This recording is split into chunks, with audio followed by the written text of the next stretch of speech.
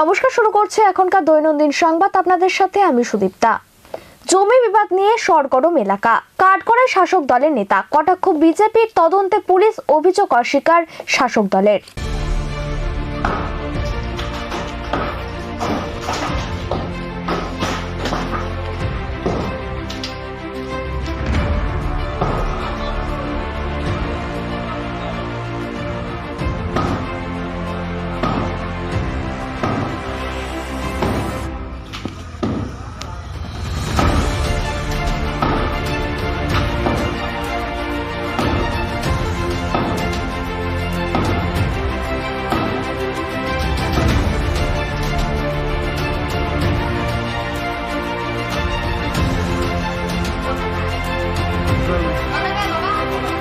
জমি বিবাদ নিয়ে সরগরম এলাকা, কাঠগড়ায় শাসক দলের নেতা, কটাক্ষ বিজেপির তদন্তে পুলিশ, অভিযোগ অস্বীকার শাসক দলের।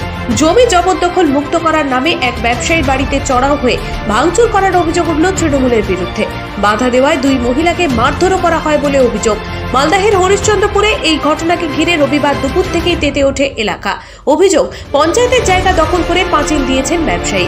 পঞ্চায়েতের তরফে 3 দিনের মধ্যে ওই পাঁচিল সরানোর জন্য ব্যবসায়ীকে নোটিশ দেওয়া হয়েছিল, নয়তো আইনানুগ ব্যবস্থা নেওয়া হবে বলেও জানানো হয়েছিল। ব্যবসায়ীর অবশ্য দাবি, তারা পঞ্চায়েতের কোনো জমি দখল করেননি, নিজেদের জমিতেই পাঁচিল তুলেছেন। কিন্তু উত্তরের অপেক্ষা না করে বেআইনিভাবে ব্যবসায়ীর বাড়িতে চড়াও হয়ে ভাঙচুর চালানো হয় বলে অভিযোগ। স্থানীয় পঞ্চায়েত সদস্যের ছেলের নেতৃত্বে দলবল নিয়ে হামলা চালানো হয় বলে অভিযোগ। পঞ্চায়েত সদস্যের ছেলে দুর্জয় আবার হরিশ্চন্দ্রপুর 1 নম্বর ব্লক যুব তৃণমূলের সহসভাপতি। হামলায় বাধা দেওয়ায় ব্যবসায়ীর স্ত্রী ও মাকে মারধর করা হয় বলে অভিযোগ। দুজনকেই হাসপাতালে ভর্তি করানো হয়েছে। গন্ডগোলের খবর পেয়ে পুলিশ গিয়ে পরিস্থিতি নিয়ন্ত্রণে নিয়ে আসে। অভিযোগের তদন্ত শুরু হয়েছে বলে পুলিশ জানিয়েছে।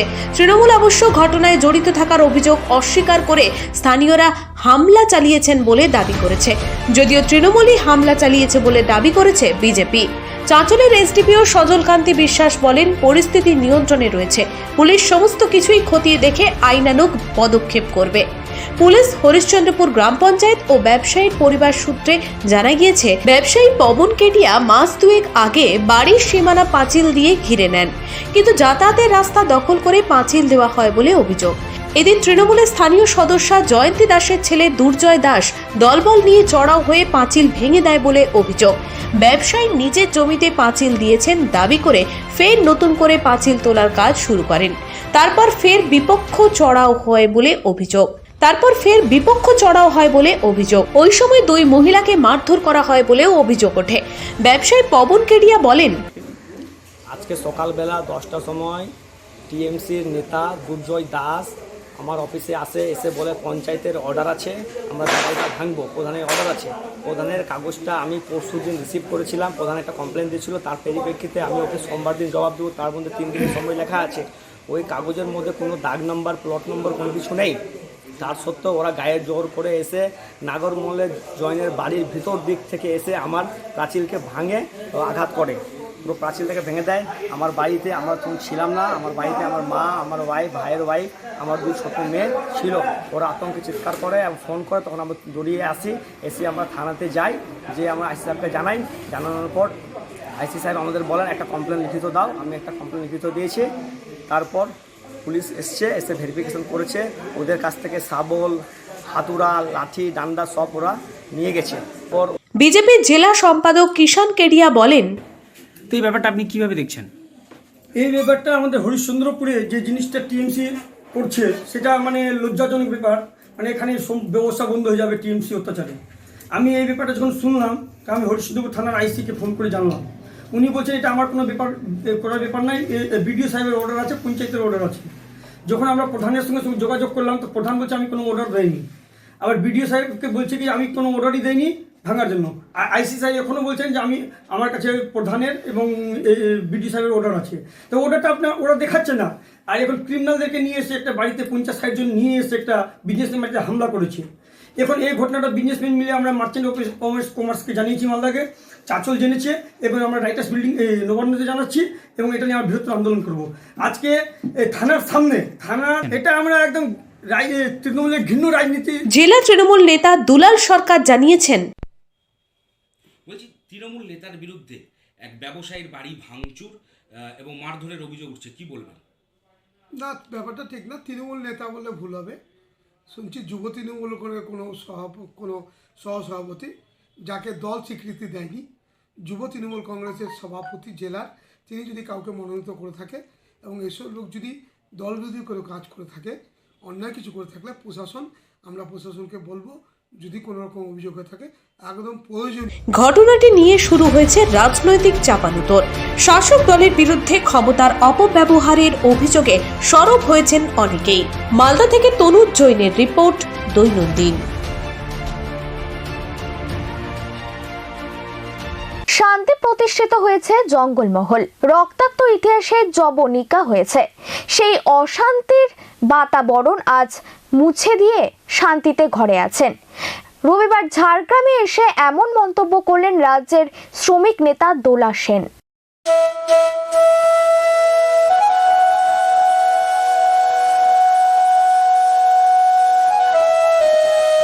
শান্তি প্রতিষ্ঠিত হয়েছে জঙ্গলমহলে, রক্তাক্ত ইতিহাসে জবনিকা হয়েছে। সেই অশান্তির বাতাবরণ আজ মুছে গিয়ে মানুষ শান্তিতে ঘরে আছেন। সেটা শুধুমাত্র সম্ভব হয়েছে মাননীয় মুখ্যমন্ত্রী মমতা বন্দ্যোপাধ্যায়ের জন্য। রবিবার ঝাড়গ্রামে এসে এমনই মন্তব্য করলেন রাজ্যের শ্রমিক নেতা দোলা সেন। আগে অবিভক্ত পশ্চিম মেদিনীপুর জেলায় যথেষ্ট সিপিএমের দুর্দণ্ড প্রতাপ ছিল। 2011 সালের আগে খবর কাগজ খুললেই কোথাও না কোথাও মানুষের মৃত্যু দেখতে হতো। মমতা বন্দ্যোপাধ্যায় সেই জঙ্গলমহলের ঝাড়গ্রাম, বাঁকুড়া, পুরুলিয়া, পশ্চিম মেদিনীপুরে শান্তি প্রতিষ্ঠা করেছেন। আজ আর ভোরবেলা কোনো মানুষের মৃত্যুর খবর আর দেখতে হয় না। এদিন রবিবার ঝাড়গ্রামের রবীন্দ্র পার্কে তৃণমূল পরিচালিত শ্রমিক সংগঠনের এক সভায় যোগ দিতে এসেছিলেন রাজ্যের আইএনটিটিইউসির সভাপতি তথা রাজ্যসভার সাংসদ দোলা সেন। তিনি বলেন, শান্তি প্রতিষ্ঠায় পশ্চিমবঙ্গ 1 নম্বরে রয়েছে। জ্যোতিবাবু যখন রাজ্যের মুখ্যমন্ত্রী ছিলেন তখন তিনি বলেছিলেন বাংলায় পরিবর্তন হলে রক্ত গঙ্গা বইবে। কিন্তু মমতা বন্দ্যোপাধ্যায় 2011 সালে স্লোগান দিয়েছিলেন বদলা নয় বদল চাই। তাই বাংলার মানুষ বদলার বদলে বদল করেছেন। যদি তৃণমূল কংগ্রেস বদলা চাইতো তাহলে অত্যাচারী সিপিএম নেতাদের পিঠে চামড়া থাকবে না। যারা এখন বড় বড় কথা বলছেন তাদের কথা বলার অধিকার থাকতো না। তৃণমূল কংগ্রেস শান্তি উন্নয়ন চায়। তাই বাংলায় দলতন্ত্রের বদলে গণতন্ত্র প্রতিষ্ঠিত হয়েছে। আর যারা বড় বড় কথা বলছেন তাদের উদ্দেশ্যে, অর্থাৎ বিজেপি নেতাদের উদ্দেশ্যে তিনি বলেন, বিজেপি পরিচালিত উত্তরপ্রদেশ, গুজরাট, আসাম রয়েছে, কংগ্রেস পরিচালিত রাজস্থান রয়েছে, সিপিএম পরিচালিত কেরালা রয়েছে। কোনো মহামারীতে এই রাজ্যগুলিতে কেউ বিনামূল্যে মানুষকে রেশন দেয়নি। গত এপ্রিল মাস থেকে করোনা মহামারীতে পশ্চিমবঙ্গ সরকার রাজ্যের 9 কোটি মানুষকে বিনা পয়সায় রেশনের মাধ্যমে 5 কেজি খাদ্যশস্য দিয়েছেন। কিন্তু বিজেপি নেতারা বলছেন যে তাদের টাকায় নাকি মমতা ব্যানার্জি বিনা পয়সায় রেশন দিচ্ছেন। যদি তাদের ক্ষমতা থাকতো তাহলে কেন উত্তরপ্রদেশ, গুজরাট এবং আসামে দেয়নি? 25 বছর ধরে গুজরাটে সরকার চালাচ্ছে বিজেপি, আর পশ্চিমবঙ্গে তৃণমূল কংগ্রেসের সরকার মাত্র 9.5 বছর। পশ্চিমবঙ্গের মুখ্যমন্ত্রী মমতা বন্দ্যোপাধ্যায় 63টি প্রকল্পের রাজ্যে চালু করেছে। সিপিএম এর আমলে বেলপাহাড়ির আমলাশোলে অনাহার সৃষ্টি হয়েছিল। মানুষ না খেতে পেয়ে অনাহারে মারা গিয়েছিল। তখন কোথায় ছিল মোদিবাবুরা? এদিন তিনি আরো কি বললেন শুনুন। যা ভারতবর্ষের প্রধানমন্ত্রী করতে পারেননি, কোন বাহুবলী চৌকিদার করতে পারেননি, কোন রাজ্যের মুখ্যমন্ত্রী। সিপিএম এর গভর্নমেন্ট আছে কেরালায়, বিজেপির গভর্নমেন্ট আছে উত্তরপ্রদেশ, আসাম এবং গুজরাটে, কংগ্রেসেরও গভর্নমেন্ট আছে রাজস্থানে, ছত্তিশগড়ে। কোথাও করতে পারেননি। একমাত্র মমতা বন্দ্যোপাধ্যায় তৃণমূল কংগ্রেসের গভর্নমেন্টে এই করোনার সময়, যদিও পুরুলিয়া, ঝাড়গ্রামে তুলনামূলকভাবে করোনার আক্রমণ কম হয়েছে, কিন্তু করোনার এই অতিমারিতে যেহেতু লকডাউন হয়েছে, মহামারীতে প্রতিষেধক আবিষ্কার হয়নি, লোকে ভয় পেয়েছে, লোকে দূরত্ব বজায় রেখেছে, বাড়ি থেকে বেরোতে পারেনি, সব কলকারখানা বন্ধ ছিল, লোকে কাজ করতে পারেনি, রিক্সা চালিয়ে, অটো চালিয়ে 10 টাকা রোজগার করতে পারেনি। সেই সমস্ত 9 কোটি মানুষকে বিনামূল্যে এপ্রিল মাস থেকে মমতা বন্দ্যোপাধ্যায় বিনা পয়সায় রেশন দিচ্ছেন 5 কিলো করে খাদ্যশস্য, হয় 5 কিলো চাল বা 2 কিলো চাল, 3 কিলো গম বা আটা। আমাদের শিখিয়েছিলেন বদলা নয় বদল চাই। ওই সিপিএম এর বন্ধুরা কেন বলেন তো, যারা বেশি মেরেছিল তারা বেশি জয় মমতা বলে বাড়িতে আড়ালে, লোকের সামনে বলে না। তার কারণ তারা জানে যদি মমতা বন্দ্যোপাধ্যায় বদলা নয় বদল চাই বলেছেন বলে আজও পাড়ার মোড়ে তারা মুখ্যমন্ত্রীর নামে কিস্তি কেউ করে, মার তো দূরস্থান, কেউ ঘুরে তাদের পাল্টা গালও দেয় না। এই গণতন্ত্র এখানে প্রতিষ্ঠা পেয়েছে, বিরোধীদের গণতন্ত্র, এবং তার সবচেয়ে বড় সাক্ষী সিপিএম এর অত্যাচারী নেতারা, যাদের পিঠের চামড়া অটুট আছে, তাদেরকে দেশ ছেড়ে ঘর ছেড়ে পালিয়ে যেতে হয়নি। তাই শান্তি প্রতিষ্ঠায় বলতে দ্বিধা নেই। সমস্ত সিপিএম কংগ্রেস বিজেপিকে পিছনে ফেলে আমাদের তৃণমূল কংগ্রেসের নেত্রী মমতা বন্দ্যোপাধ্যায় 1 নম্বর, 1 নম্বর, 1 নম্বর। ঝাড়গ্রাম থেকে অরূপ ঘোষের রিপোর্ট, দৈনন্দিন।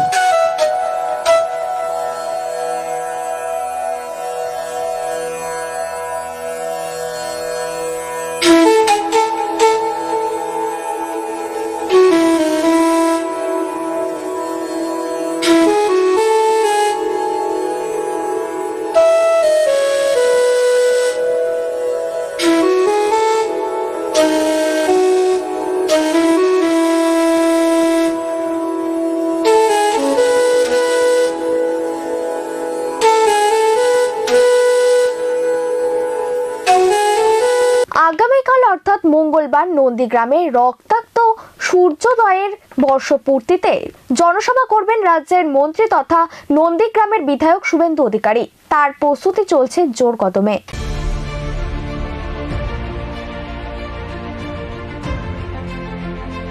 আগামীকাল নন্দীগ্রামে রক্তাক্ত সূর্যোদয়ের বর্ষপূর্তিতে জনসভা করবেন রাজ্যের মন্ত্রী তথা নন্দীগ্রামের বিধায়ক শুভেন্দু অধিকারী।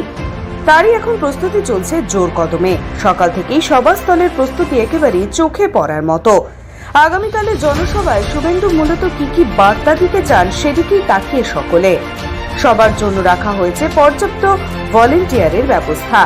এই জনসভা প্রায় 50,000 মানুষ অংশ নেওয়ার টার্গেট রয়েছে, যেখানে সভাস্থলে যদি সমস্ত মানুষ প্রবেশ করতে না পারেন তাদের জন্য বক্তব্য শোনার জন্য সভাস্থলের পাশাপাশি প্রায় 1 কিলোমিটার জুড়ে প্রায় 5টি LED স্ক্রিন লাগানো রয়েছে।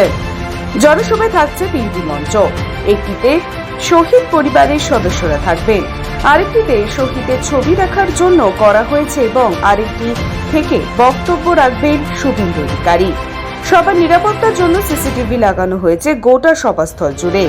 ইতিমধ্যে তারই প্রস্তুতি চলছে জোর কদমে। আগামীকাল নন্দীগ্রাম রক্তাক্ত সূর্যোদয়ের বর্ষপূর্তিতে নন্দীগ্রামে যে বকুলনগর হাই স্কুলের মাঠ রয়েছে সেখানেই জনসভা করবেন রাজ্যের মন্ত্রী তথা নন্দীগ্রাম বিধানসভার বিধায়ক শুভেন্দু অধিকারী। আর তার প্রস্তুতি কিন্তু ইতিমধ্যে চূড়ান্ত পর্যায়ে।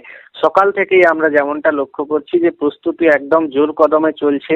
মূল মঞ্চ থেকে শুরু করে যেখানে কর্মী সমর্থকরা বা যারা আসবেন এই জনসভায় অংশ নিতে তারা যেখানে বসবেন তার প্রস্তুতি কিন্তু একেবারে জোর কদমেই চলছে বলা চলে। আমরা যেটা যে আয়োজক সংস্থা অর্থাৎ ভূমি উচ্ছেদ প্রতিরোধ কমিটি তার অন্যতম সদস্য মেঘনাথ পালের সঙ্গে কথা বলেছিলাম, সেখানে তার সূত্রে আমরা যেটা জানতে পারছি আগামীকালের এই যে জনসভা সেখানে প্রায় 50,000-এরও বেশি মানুষ যোগদান করবেন, যেখানে জেলার পাশাপাশি জেলার মানুষজন যেখানে ওখানে অংশ নেবে, জেলার মানুষজনের পাশাপাশি কিন্তু ভিন জেলা থেকে অর্থাৎ পূর্ব মেদিনীপুরের পাশের যে সমস্ত অন্যান্য জেলা রয়েছে সে সমস্ত জেলা থেকেও কিন্তু এই জনসভা অংশ নেওয়ারও কিন্তু একটা আশঙ্কা রয়েছে। সেই নিয়ে কিন্তু ইতিমধ্যে জোর কদমে প্রস্তুতি চলছে। মূল মঞ্চের পাশাপাশি যে সমস্ত কর্মী সমর্থকরা আসবেন তারা যাতে মন্ত্রী শুভেন্দু অধিকারীর বক্তব্য ঠিকমতো শুনতে পান সেজন্য কিন্তু মঞ্চের পাশাপাশি প্রায় 1 থেকে 1.5 কিলোমিটার জুড়ে প্রায় 5টি বড় বড় LED স্ক্রিন লাগানো রয়েছে, যেখান থেকেও তারা কিন্তু শুভেন্দু বাবুর বক্তব্য শুনতে পারবেন। এছাড়াও নিরাপত্তার কথা মাথায় রেখে গোটা সভাস্থল কিন্তু সিসিটিভি ক্যামেরার অন্তর্ভুক্ত করা হয়েছে এবং প্রায় 300 ভলেন্টিয়ারও কিন্তু এই জনসভায় মোতায়েন করা হয়েছে। যার মূল কারণ শুভেন্দু বাবুর বক্তব্য। তিনি গত কয়েকদিন আগে তিনি বিজয়া সম্মেলন নন্দীগ্রামের এক বিজয়া সম্মেলনী অনুষ্ঠানের মঞ্চ থেকে তিনি এই যে রক্তাক্ত সূর্যোদয়ের বর্ষপূর্তিতে জনসভার ডাক দিয়েছিলেন, সেই জনসভাতে শুভেন্দু বাবু মূলত কি বার্তা দিতে চান সেদিকেই মূলত লক্ষ্য সকলের। নন্দীগ্রাম থেকে তুহিন শুভ্র অগ্রওয়ালের রিপোর্ট, দৈনন্দিন।